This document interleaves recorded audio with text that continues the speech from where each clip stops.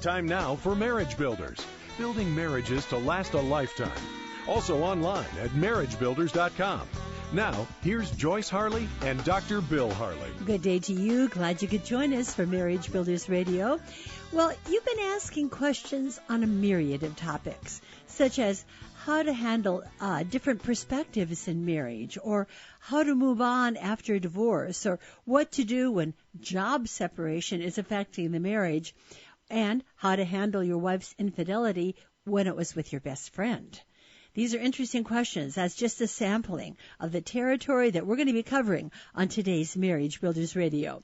Joining us for this discussion is my husband, Dr. Bill Harley, licensed clinical psychologist and author of 19 books on marriage, and one to come. But it won't be coming out until September, so we won't even talk about it right now. Right. But we'll just say it's a workbook. Workbook. For He Wins, She Wins. He Wins, She Wins. I like that idea. And I'm already working on 21. 21? Book number 21. Oh, that's an interesting title. Well, okay, let's get into this topic. And it was raised really by a listener. I took a portion from her email, and it gave a great example of the different perspectives that couples have, and then they have to deal with it. And many couples quite honestly don't know how to deal with the different perspectives that they have. Mm-hmm. Now, why don't you explain first the general theme here of what is the concern?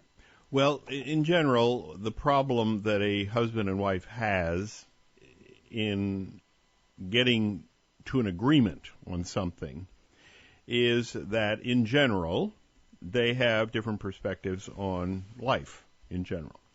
So you will see the world differently than I do.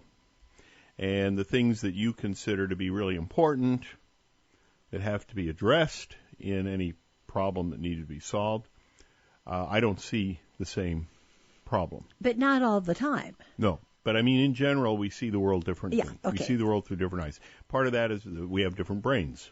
My brain is wired differently than yours. And I am more like any man in the world, chosen at random, than the woman who is the very best compatible person that I could possibly choose. So the basic idea is that I'm far more compatible to any man out there than I am nail brain out to there, a woman.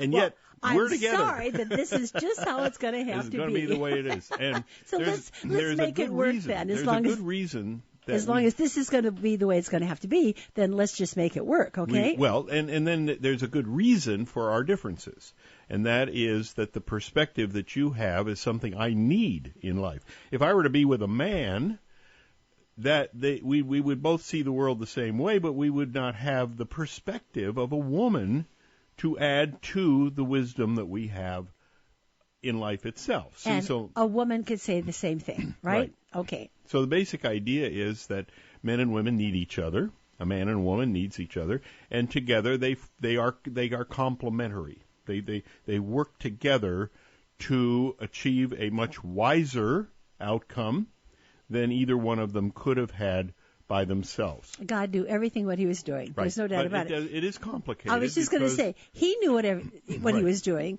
but now we have to figure out how to work with what he did. Yep. It's kind of like, a person who has, we're walking back to back, and I'd prefer we stand back to back. When you walk, you have to walk backwards, and when I see. When I walk, basically, it's awkward, but at the same time, if we only look forward, we don't see what's behind us, you see.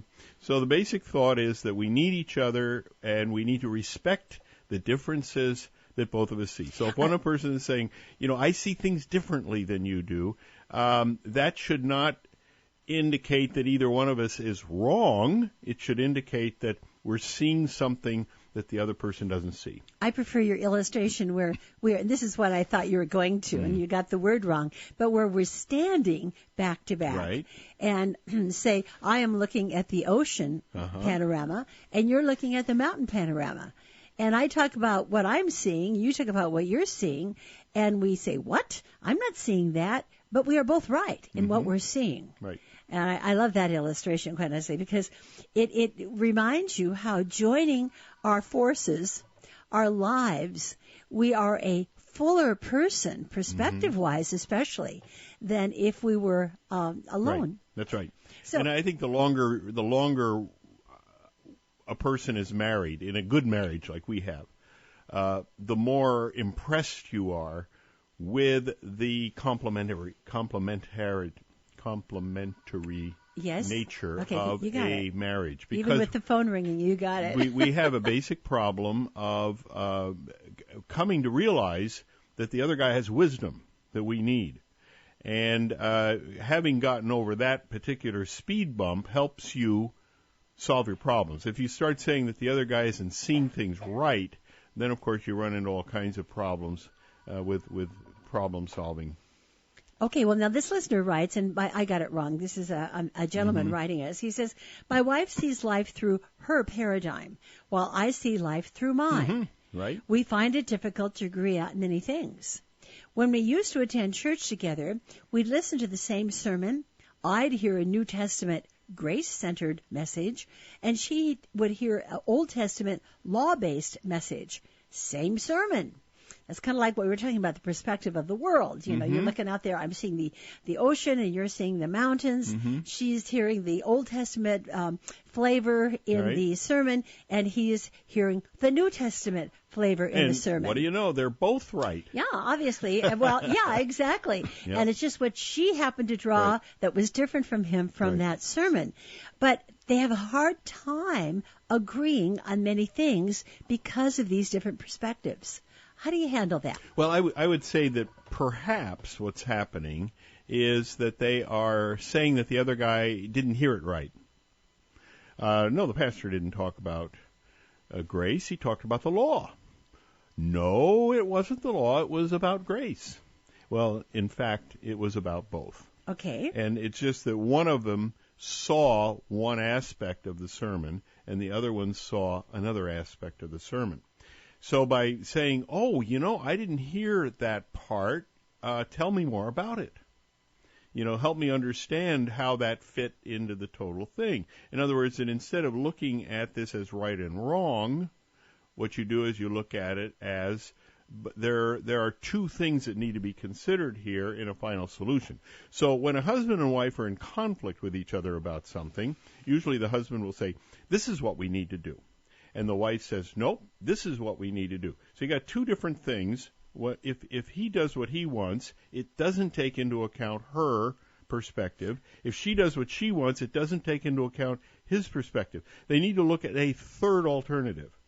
Neither one of them has the answer. Now, what is the verbal in this? What are the words to use to look at that third alternative? Because the typical human reaction, I think, for many couples is, you want to do what? Or you're just being selfish because you know I don't like that kind of thing. I mean, you hear my point? Right. So what are the words that couples should use to get to that third arena where they start to discuss and come up with something they both are happy with? Well, first of all, they should ask each other more about their perspectives. Okay, in other words, the solution that I would come up with isn't going to work for you. The solution you come up with isn't going to work for me. So we have to be looking for another solution. Okay, what do you say? And so what you say is, let me understand your position more clearly, because I'd like to see how that can fit into what I need in an answer, in a solution. And you almost have to take a deep breath and say what Dr. Harley just said.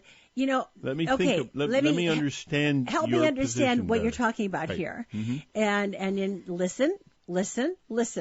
And he quoted in his email an interesting quote, and I don't know if I can find it fast enough, but it has to do with the fellow who has the Franklin Covey things, and the idea that most people listen to reply rather than to take in what the people are saying.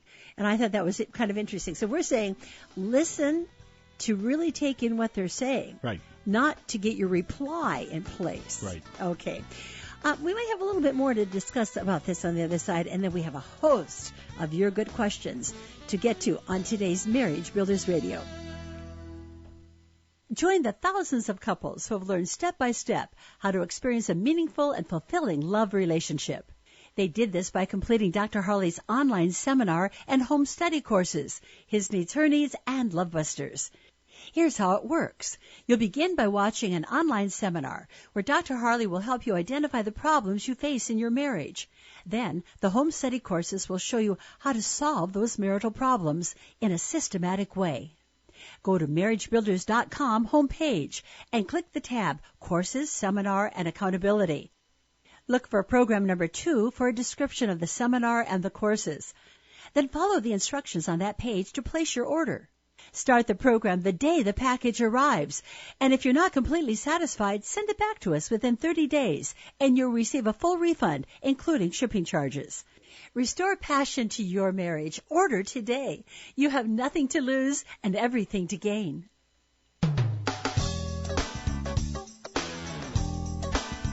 I found that quote from Stephen Covey. Most people do not listen with the intent to understand. They listen with the intent to reply. And I thought that's what we're trying to say here, right? Right. That we want you to listen with an open mind and perspective, and open mind to understand your spouse's perspective on the topic at hand. Yeah, a lot of women especially feel that their husbands aren't listening to them. Yeah? What that means usually is just exactly what you've said, that he's just waiting for his chance to rebut whatever it is she had to say. He's not listening with an effort to understand what she's trying to say. So then he will come back with yes, but, and so forth and so on. Then she says, maybe I need to say this over again. Maybe I need to repeat myself because apparently you're not getting. Oh, and then we start getting disrespectful. Right, then we get disrespect. I hear it forming on your lips already. So the answer is my wife sees life through her paradigm while I'll see life through my paradigm. How do you then, bottom line, take care of that issue? Yep. And basically what you do is you're looking for a situation that will satisfy both paradigms. In other words, you're looking for an intersection. You see, he's got this circle over here and she's got this circle over here. Where do those circles intersect? Where can they both be satisfied simultaneously? And that's where you'll find wisdom in life. If a man and a woman have come to an agreement, enthusiastic agreement about a situation, how to discipline your children, what to do about your in-laws, how to spend your money, how to have sex. Basically, you're going to see two different perspectives on almost everything. And by combining the perspectives into something that you will both enthusiastically agree to, that turns out to be the wisest choice. Okay, final comment on this topic, and then we're going to move on. But if you could just give us the points. Why do couples have a problem doing this? Because this is, I think, what's going on in this gentleman's mind here. Well, they have a hard time doing the policy of joint agreement. We have the illusion that we have the right answer. I am, both of us, you and I are both born with a instinct to be certain about things, I was just going to say, why do you say it's an illusion that we have a right answer? We feel certain right up to the very moment that we change our mind. That's good. Yeah, that's true. And I think that it's very important to recognize that the feeling of certainty does not necessarily mean you're right. And so you have to then consider the possibility that you might need additional information, you might need a different perspective. And so when you and I disagree on something, I feel that logically and intelligently, I feel that there's something for me to learn from you. See? Now, you qualify that very carefully. Are you saying, emotionally you don't feel that way? No, instinctively I say, you have something to learn from me. Oh, boy, oh, boy, oh, boy. This is why we all have to learn to couch our comments, right? Yeah, I think it's very important to understand the concept of logic and intelligence in problem solving. I think when people are married, they feel that what needs to be done in marriage has to be instinctive. In other words, we use our gut. We use our emotional reactions to things to solve our problem. The idea of sitting down and calmly working through a solution just doesn't seem to be the way a romantic relationship should do things. They should do things out of emotional effect. In other words, how can we get into this thing passionately? And unfortunately, when you do something like that, you miss the answers to questions. You basically are operating based on. We talked this morning about how animals have the same personalities as humans. Oh yes. So personality is very primitive. A personality is a very primitive thing. And the basic what separates us from our cats is our cortex. We have lots and lots more cortex. We're able to think logically and intelligently, while the cat is stuck with its personality. And we can modify our personality. Right? We can rise above our personalities, and we can rise above our emotional reactions.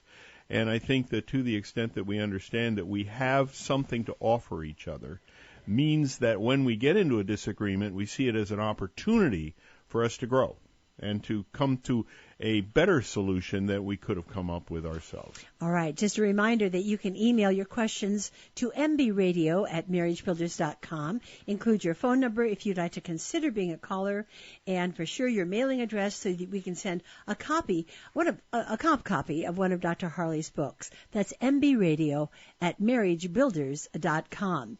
Well, we're going to go off to South Africa, and I remember you saying, I wonder where they are from, specifically in South Africa. So I'm going to make an attempt, first of all, with this lovely lady's first name, Thobeka. I believe that's how I would say it, Thobeka. And she's from Mpumalanga, South Africa. Now, I learned a long time ago from a Bible study fellowship teaching leader, when you're reading, especially the Old Testament, and you come across words that you kind of, don't know how to pronounce, if you speak it with confidence, nobody will question you, right? So it is Mpumalanga, South Africa. Another thing I realize about the email that we get from Africa in general, it could be anywhere in Africa, is that the questions are short. I'm wondering if there's a charge for the texting or the email. No, seriously. I don't think so. Well, I've heard this. Really? Yeah, there's so many words you can use, and there's a charge, and that could be the service that they have. But let's move on. She says, my man is ignoring me. Now, I'm going to assume this is her husband. Let's make it her husband. My husband is ignoring me. What do you do with that? All right. The basic problem, of course, is that he isn't motivated to meet her emotional needs. Now, the question is, why not? And is it her fault? Maybe when they're together, she is complaining all the time about this and that and the other thing. They don't have much fun. He isn't finding the time with her to be something that he himself enjoys. And so he is just not participating because it's a painful thing for him to do, to participate.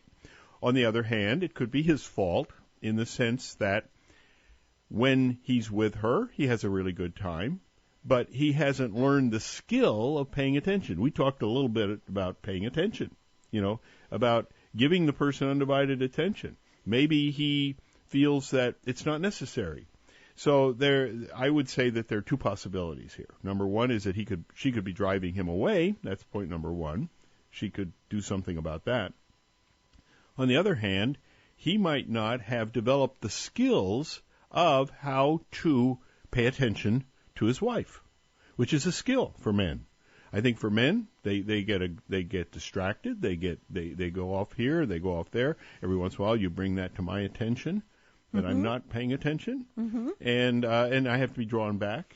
knock, knock, are you in there? Right, yes. And this is something that I think all men have to work on to some And what I would extent. like to hear from Rebecca in South Africa is, have you had this discussion with your husband? Or if it is your boyfriend, then have you had this discussion? What is their answer? That might help us even more to give you a thorough answer. Well, we have more answers for the other emails we received on today's Marriage Builders Radio. Do you and your spouse know what to do but just can't get yourselves to do it? If motivation is your problem, try the Marriage Builders online program. It comes complete with an accountability coach to help motivate you every step of the way.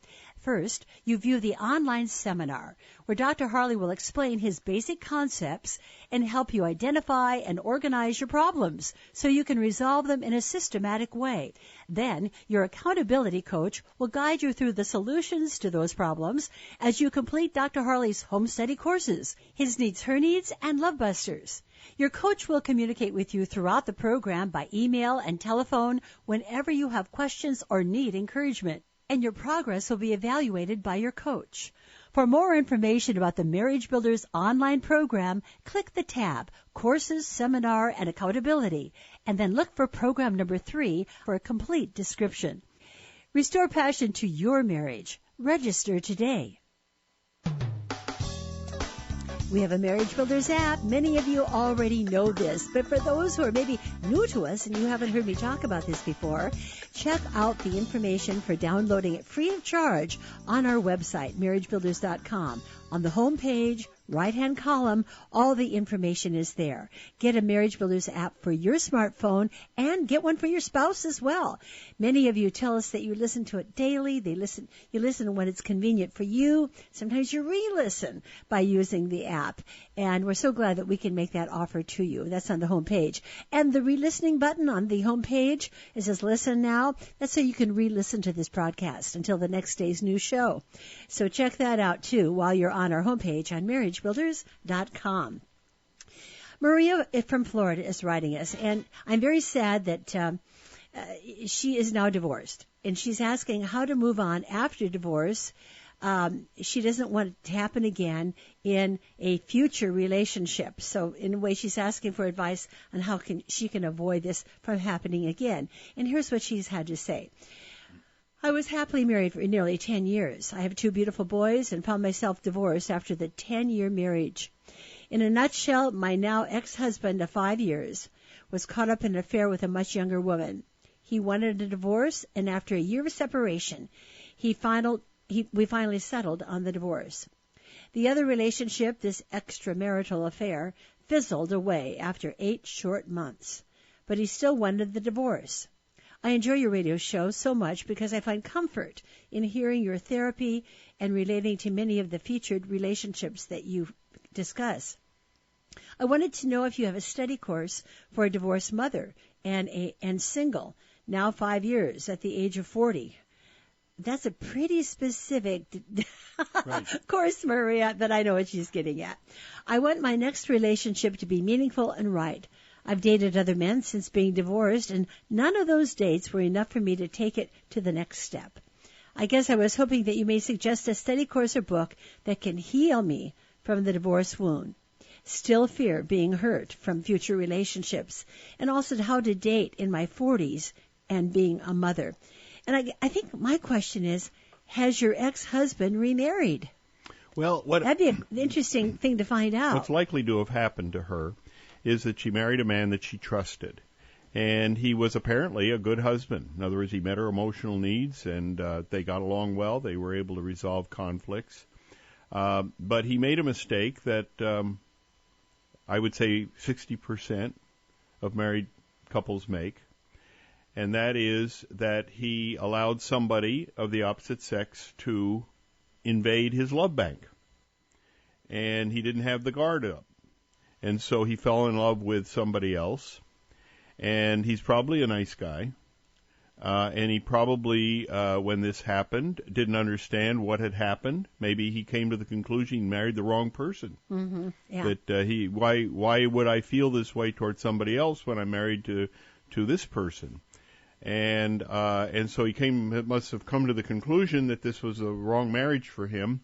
And so he got a divorce, and it's a very sad story, very sad commentary. The question really is, how can I know next time that this isn't going to happen again? Because I fell in love, and this guy was wonderful. And there are a couple things to think about. At the age she is, at 40, everybody that she dates is going to have a personal history. And your history is your best prediction of your future. And the question that you need to ask is, of those people that he has had in his life, women in his life, how has he treated these people? Now, you're talking about the people she's dating. Yeah, the people she's dating have a history. Right. And she needs to know these people. And my best prediction of the future is the past. And so, if he were to tell me that, if he were to tell her that I got a divorce because my spouse was having an affair, she might say, "Oh, we have something in common. Same thing happened to me." And he might say, "I was very much in love with her." And I, for the life of me, I don't know exactly how it happened, but all I know is that one day she decided to leave me, and she never came back, and here I am. So she might say, "Well, okay, why did she leave?" So then you want to contact the woman. The ex-wife. Is it okay if I talk to your ex-wife? Sure. And you talk to the woman, and he says, "Well, my husband is just very, very boring." And or he's very controlling, or there was some abuse. Okay, but it might be something benign. Yeah, absolutely. Words, he wasn't controlling. He wasn't abusive. It can go from benign to extreme. We just weren't compatible. Mm-hmm. Okay, and then the question then that I would say, if she says we just weren't compatible, is, well, what did you do to create compatibility? Well, we didn't do much. I was busy. I had a job where I was going a lot of. This the ex-wife might say. In other words, she's giving her answers where she would say, I see how I can fix that. I can see that by being together every night. With Maria. Right. That might work. Okay. In other words, the problems that both of us had in our marriage might be resolved by both of us taking extraordinary precautions, making sure we don't let another woman, another person of the opposite sex into our lives, and we would create compatibility by making decisions about recreation, we'll say, jointly, that we'll both be enthusiastic about the way we spend time together, that our dates would be the most enjoyable time of our week, that would be really good at meeting each other's emotional needs. In other words, I could see how another marriage could work with this particular guy. And I think that if she does her homework, I think that the relationship itself would prove to her that this guy can be trusted. And, that's my best advice. My best advice is get to know the history of the guy. Don't assume that everything's just going to work out because you're so much in love. Think about how this person has treated other And, of course, people. she has not fallen in love with anybody yet. Right. And that she's concerned it may happen, on the next one, and then how to handle it. I think you give good advice. When I said at the very top, I wonder if her husband has remarried, that came to my mind because the affair fizzled out. Now, this is 5 years ago, granted, and he has probably dated many others. But I'm still wondering. Would there be a chance of them getting back together again? Yeah, exactly. And would she want to? I mean, she doesn't tell us that I still love him and miss him and wish it had worked out. But she makes it very clear that it was his idea to divorce. It wasn't her idea. Even after he was having an affair, she does not talk about her wanting to have a divorce. Right. So that's, Maria, I hope that helps you. And I'm sorry that you're in this situation, as we are with all others who have had to go through divorce. But if you have any further questions, Maria and all the others, if you have further questions after we've addressed your email, do get back to us, mbradio@marriagebuilders.com. We have more to talk about on today's Marriage Builders Radio. Would you like your spouse to hear what you just heard on Marriage Builders Radio? Or would you like to hear past broadcasts on topics of special interest to you? We are now offering unlimited downloads of over 5,000 Marriage Builders radio segments that you can listen to as often as you like. All advertisements and musical spacing has been eliminated, so you hear only the segment itself. There are 3 ways to find the segments you want to hear. They're identified by the original date of the broadcast, by the primary topic of discussion, and by a brief description of the segment, including the caller's question. By using our search engine, you can identify segments that are of interest to you. Unlimited downloads of over 5,000 Marriage Builders radio segments. Take advantage of this offering. To download Marriage Builders segments of your choice, go to Radio Archives on the marriagebuilders.com website, and everything will be explained to you. That's Radio Archives at marriagebuilders.com.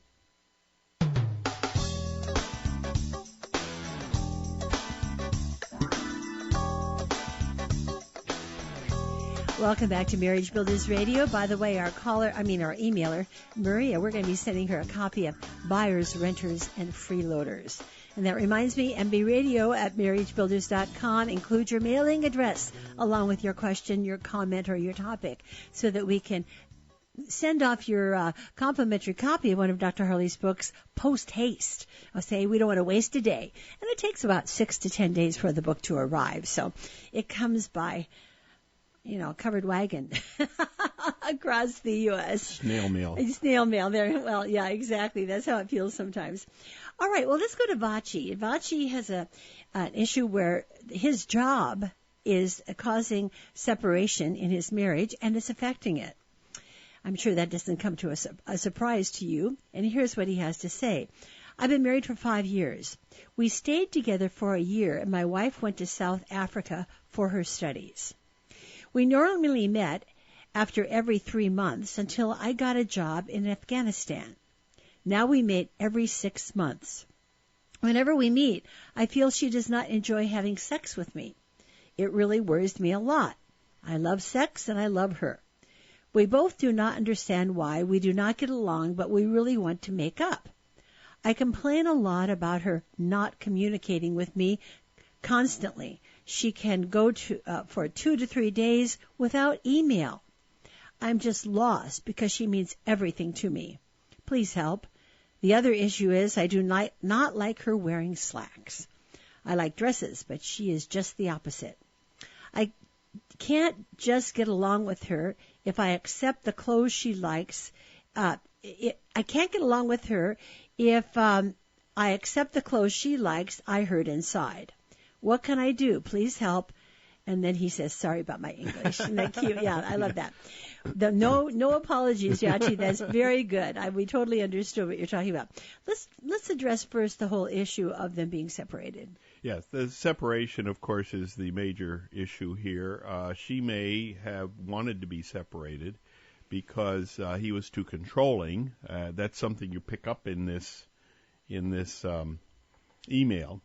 That may have been a problem. Regarding the clothing issue, and other things as well. In other words, that what they have is they perhaps come from two different cultures, and he wants her to adapt to his culture. And she resists that, so she goes off to South Africa for studies. And you may find that in their background, the marriage is permanent. They believe in the permanence of marriage for whatever reason, but she doesn't enjoy being with him that much, and so she'd rather be somewhere else. And of course, may I add to that the reason you could for sure think that is that why wouldn't she work out studies where she could still be with him? Exactly. And why wouldn't she say we need to meet more frequently? Mm-hmm. I miss you terribly. And then the email that she's not communicating on a regular basis. Every 2 or 3 days she emails a husband that she hasn't seen for 6 months. Right. That's difficult. So I think you have something going here. Yeah, the separation is the big issue, and the question is why. If the reason for separation is innocent, that this is the only school she can go to, then I would suggest he goes with her and gets a job in South Africa. If he can't get a job in South Africa, then somehow or other they need to borrow the money or something where they can be together. So I think being together is the trick. Now, once you're together, though, make sure you're not making demands, that you're not being disrespectful, and you're not being angry. Make sure you're following the policy of joint agreement. Now, she might say, the policy of joint agreement is too constraining to me because I like wearing slacks. Mm-hmm. And he wants me to wear dresses. I don't want to wear dresses. And the policy of joint agreement would say you have to wear something that you would both enjoy wearing. Not that he would wear the dress, slacks or right? Dress. Well, he wears slacks already, probably. Right. But the basic idea is that she would wear something that both of them would agree to enthusiastically. So she's not forced to wear something that she finds offensive. She isn't wearing something he finds offensive. They find something that they can both enjoy. Now, what that will mean, of course, is that if they come from different cultural backgrounds, there's going to be a host of issues. And that may be one of the things that they're up against. I mean, the culture will often determine lifestyle issues before you've ever discussed them. In other words, this is the way we've always done things. And so I expect you to join me in that. Many of the couples that I work with find themselves struggling with cultural differences. Now, here in America, you can have cultural differences between, say, a farmer and a person who has grown up in an urban setting. That in and of itself will create a host of conflicts that you wouldn't have if you both were farmers and you both were raised in an urban setting. So the basic feeling that I have about marriage is that it's harder to follow the policy of joint agreement when you have cultural differences. But if you want a happy marriage with cultural differences, you have to follow the policy of joint agreement. And that means that it's going to be a struggle, but once you have solved a particular issue, you can go on to the next one. See? So once you decide what she's going to wear, that she says, I really enjoy wearing this. And he says, it looks great on you. Then they can move on to the next cultural issue that they are struggling with, and eventually they'll have a lifestyle that they both enjoy. Let's talk about them being separated because of his employment. He said, now we meet every 6 months. Whenever we meet, I feel she does not enjoy having sex with me. This really worries me a lot. Okay, let's first talk about the separation. 6 months they're apart, and I don't know how long they are together when they are together and then separate again. But it's almost like she's meeting a stranger. Absolutely. She's got maybe it's a quick weekend someplace, or even a week wouldn't be long enough to warm up against to say, this is my husband. And once again, you got the male perspective on sex and the female perspective on sex. Mm-hmm. And he can do it the day she gets off the plane. Right. And she wants to have the affection, the conversation. She wants to be reconnected to him emotionally, and she's not at all connected to him when she gets off the plane. Yeah. Now, this worries him. Mm-hmm. I'd be worried too if I were him. Because they're both setting each other up for having an affair. Well, wouldn't you say as well? Certainly, being that separated? the other possibility is just having a very unpleasant marriage. Well, but I think what worries him is she doing it with somebody else? Sure. And that's why maybe she's not interested in him. Yeah. But she could also just not be interested in having sex because it could go both ways. Yeah, absolutely. Right. So I would say, number one, don't be separated anymore. Be together. Number two, when you're together, you're going to have a lot of conflicts to deal with. And deal with those conflicts the way we had talked about at the beginning of the program, with an effort to understand the other guy's perspective. Instead of trying to change the other person to your way of thinking, try to understand the other way so that you can think of a third alternative that would work for both you and the other person. And I'd say that, it's going to take a while for them to do that. They've lost 5 years so far. Yeah.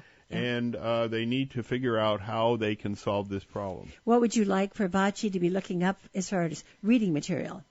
Well, let's look at his needs, her needs. I think that's where they should start probably, and then we'll let them know that other books could be on their way if they finally get back together again. Yeah, and of course he'll be having to go on the internet to find these copies. All right. Well, Nick is going to be the next one up on the other side, and he's anxious for Dr. Harley's advice. We'll find out what about in just a moment. Have you been to the forum, the MarriageBuilders.com forum? It's a community where people come with their marriage problems and receive direction, support, and encouragement from those who have solved those problems in their own marriages. They did this by using Dr. Harley's Marriage Builders concepts. You can view the daily interaction without registering. But to join in the discussion, you need to register. If you have any questions about registering or anything else about the forum, the administrator will help you by email. Your identity is kept completely confidential, and there's no charge. Just about every marital problem imaginable has been addressed on the forum. So don't hesitate to describe your problem to those who can help. Whether your problems are simple or complicated, new, or have been going on for years, the Marriage Builders Forum can help you find solutions. Are you looking for direction, support, and encouragement in your marriage? Check out the Marriage Builders Forum.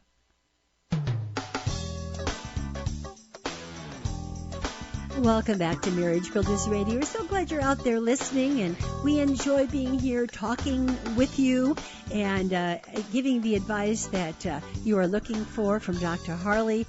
mbradio@marriagebuilders.com is the way that you can communicate with us. Nick wrote an interesting email. Now, as you look at it, Bill, it's in a little larger font, but there's a considerable amount of information here.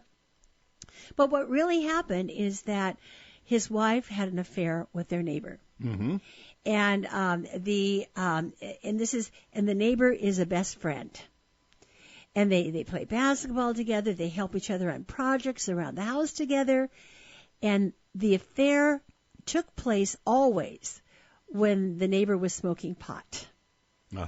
Okay, and now let me just read at that point. The day after the first time they had. It was sexual activity. It was sexual things, is how he puts it. Okay, he didn't go any further than sexual things. The day after the first time, he gave my wife a lecture that it should never happen again because I'm a good person and a good friend to him, and it shouldn't have happened at all. But later that night, he was smoking pot again, and he wanted her to come over again. This went on for a few months and a couple nights a week. He took advantage of our friendship. We would play basketball regularly together. I helped him with his kids while he worked, I helped him with money and did his taxes and stuff. All the while, he messed around with my wife behind my back. I'd been using your website to help rebuild our marriage, and for the most part, we have been happier than ever. We talk about everything and are be open and honest. The hard part is when we are apart. I still have feelings that she may be keeping something from me. She has been also on Paxil for a long time, and I know what it does to some people, and that scares me too. I'm worried that when he realizes we can never be, then the neighbor, my ex-friend, realizes we can never be friends again, he will try to woo her back. Now, his ex-wife, who knows about it, is also trying to make trouble. He waves to me, and I just nod as we see each other outside. And one day he came in contact with my wife while I was inside, and she didn't look at him. Here's the thing, though. I still have to work overnight, and he is still our next-door neighbor. I haven't had a decent night at work in months before I found out, because of suspicions, or after because I am paranoid, that she is supportive in everything I want us to do to rebuild, and I'm trying to trust her fully. Sorry for the confusing sentence there. The important part is she is supportive and wants to work on the marriage and wants to get his trust back. She feels bad and wants us all to be friends, and I keep telling her I want things to be normal for her, but he can never be our friend again. Well, that's pretty much the basis of our problem. And, of course, there are more details and backstory, but if possible, I would really like your advice in any way that you can. Nick, you wrote a great email, and I didn't even read all of it, folks. And he even has more he could tell us. I love that part. I go, whoa, wait, we got it. But I think I know it's going to be the first big red flag. Yep. First thing they got to do is move. Yeah. They got to get out of there. You can't be neighbors. No, can't be neighbors.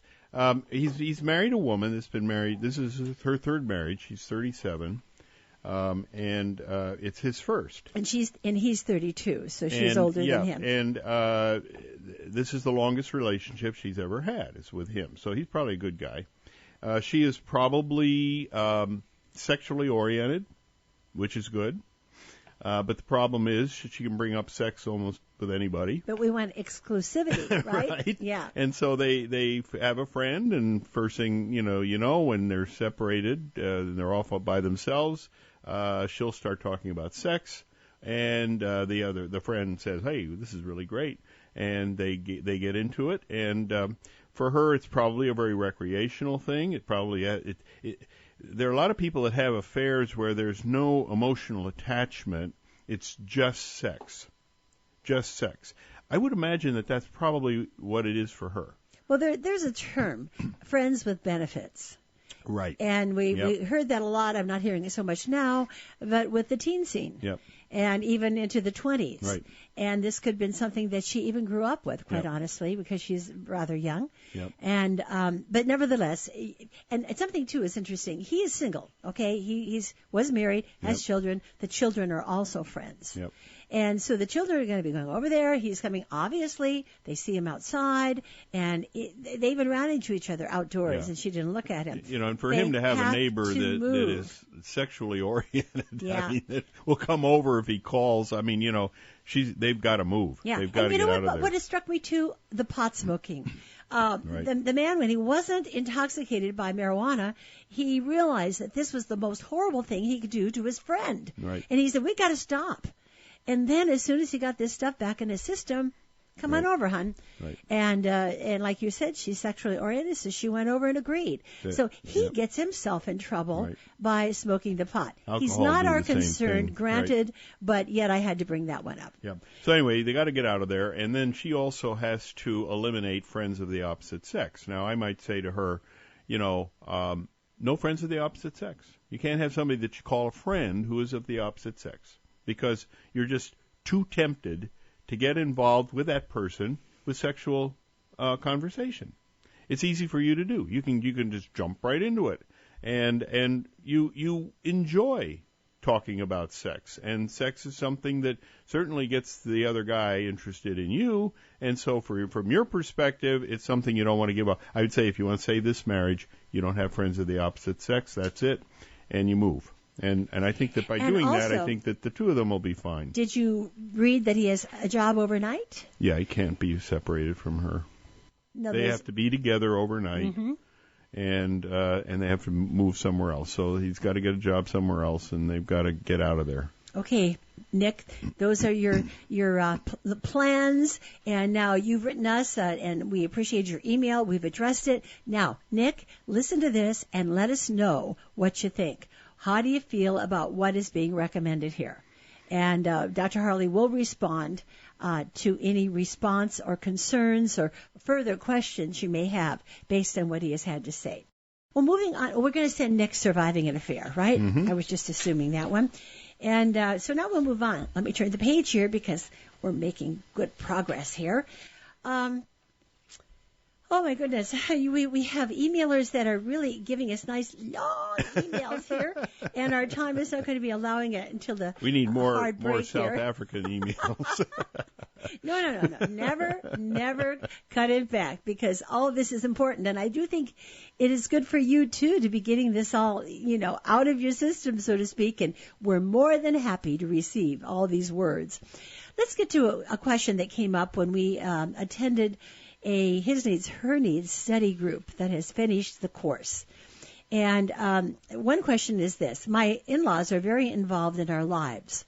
Although we need their help with watching our children and helping around the house, etc., I don't feel we have any privacy. And it bothers me to come home to my in-laws in my house. And he could have added, even if they're making the dinner, even if they're fixing the plumbing, even if they're doing the landscaping. It just bothers me that they are so much a part of our life, and I come home and my in-laws are there. Yeah, again, policy joint agreement would say in-laws are not invited until they can both agree on how they're going to be there and how they're going to be, how long they will be there, and all the rest of that. So I would say that while they're discussing this issue, the in-laws are to be told not to come over, all right? And then when we have decided how this is going to be worked out, then we'll tell you what the rules are.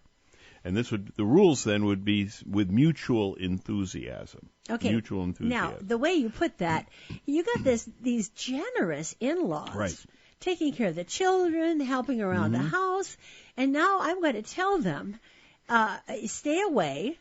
until we discuss when and how you are going to come to our house. Yeah, right. There's got to be a nicer way to put that, Well, Bill. there would be another alternative, and that is that if they could come to an agreement fast. Yes, absolutely. If they could say, I'll tell you what we'll do. We will we'll take the weekend off, and we'll make a decision about what to do about your parents. And I know that they're very helpful, and they fix things around the house, and they take care of our kids and all. But I don't want to come home and find them there. I have a solution. To me, it could be, obviously it's his in-laws, so the wife is their parents, and just simply say, Mom, John gets home at 5:30, so let's have everything done with the children by 4:30, so I can get things ready, and you can be on your way and be home with Dad, and you guys can get dinner, and then we'll have an evening together. Yeah, what they're doing though is they're coming over unannounced. And I get the impression they're working on projects, and it lingers into the dinner time, and there they are again. And he's had a busy day, and he would just like to have some peace and rest and just be with his children and his wife. Yeah, but I think that when they come over, they should come over by invitation, and there should be a time frame. Now, that could be addressed by the daughter, right, and it could be done gently. Right. And so that it wouldn't offend the in-laws. Right. Yeah, it's going to offend. I think you think it will, no matter what? It'll offend them. The question really turns out to be, who do you want to offend? The in-laws or the husband? Yeah. And my basic argument here has always been that your marriage comes first. Your spouse is more important than your parents. Your spouse is more important than your children. Your spouse is more important than your friends. So that what you have to do is remember that when a decision is to be made about friends and family, that you discuss it with your spouse first. You come up with an enthusiastic agreement as to what you're going to do about the situation, and then you put that into place. You put that plan into place, and let your friends, let your family, let your children know what the rules are. I think it should be done as gently as possible. But even when it's being done as gently as possible, there will still be some hard feelings. But time will take care of it, and they will adjust, and the relationship, I think, will come back. It's just human nature, to kind of say, what? You don't want what? Mm-hmm. And they had every pure intention to do helpful things for their family. Well, it's time for us to break. There's that music. I'm Joyce Harley with Dr. Bill Harley, and this is Marriage Builders Radio. Have you been to marriagebuilders.com yet? Its purpose is to help you resolve your marital conflicts in a way that creates romantic love. If you both follow the advice this website provides, you'll solve your problems and be in love with each other in no time. If you're new to marriagebuilders.com, before you read anything else, you should take the tour. Click Site Tour on the home page, and you'll have a complete overview in a matter of minutes. Then go to Basic Concepts. That's because they provide the logical basis for all Dr. Harley's solutions to marital problems, and it's completely free of charge. If you only have a few minutes and you want a quick overview, read the first topic in that section called A Summary of Dr. Harley's Basic Concepts. Take in Dr. Harley's articles and Q&A columns, interact with others on the forum, and learn to become an expert in making your marriage the best it can be. That's marriagebuilders.com.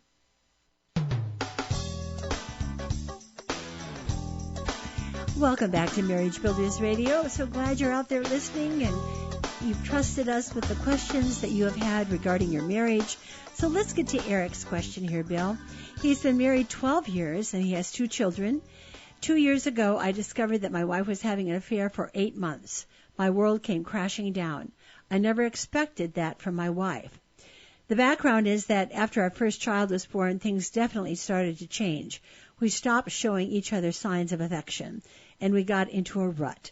This rut continued for 4 to 5 years until the affair. This affair made me realize that our relationship meant everything to me. I changed immediately. My job, my attitude, my priorities. It's been 2 years now, and I've been there for my wife religiously. 2 years of being the husband that any woman would want. I love that line. But for my wife, it has not been so simple. During these 2 years, she's not totally cut off from the other person, the other man. She has still maintained some contact to a certain extent. I believe that it is because of this her journey back to me has been more difficult. She tells me that she loves me very much, that she has never stopped loving me romantically. The other man was very manipulative and has a hold over her. He even spent the night at our house when they were having the affair when I was out of town and the kids were at the in-laws. He even took pictures of our bedroom on his phone and tried to threaten her with them later on. You would think that that would have been enough for her to hate this guy. I found out that my wife was so upset that this guy now has a new girlfriend. Also, around the same time, I found out that my wife filed divorce papers with an attorney, but she has not yet served yet. Once again, I'm devastated. We get along great. We do not even argue. We treat each other with respect, support one another, and have fun doing things together. But she still does not have intimacy with me. She's seen a therapist for a while, 8 to 9 meetings, and the therapist is telling her things like, divorce is a tough choice, but you will land on your feet. And your kids are resilient, and they will land on their feet. Unbelievable. This will devastate my kids. Not once has this therapist asked to have us work on rekindling our love. Not once has she made sure that my wife cut off all contact with this guy and gives us an opportunity to heal our marriage. I need your help. I'm down to my last straw. And then he has a series of questions here. How can I convince my wife that her feelings of romantic love are still there for me and they're just buried? Let's discover them. What is my next step? Do I have one? I asked her to get onto your website and start reading things. She said she would.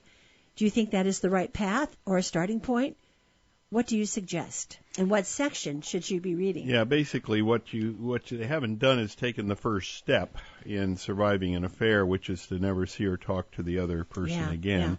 Yeah. I might recommend that he move to another state to get out of this other person's life entirely.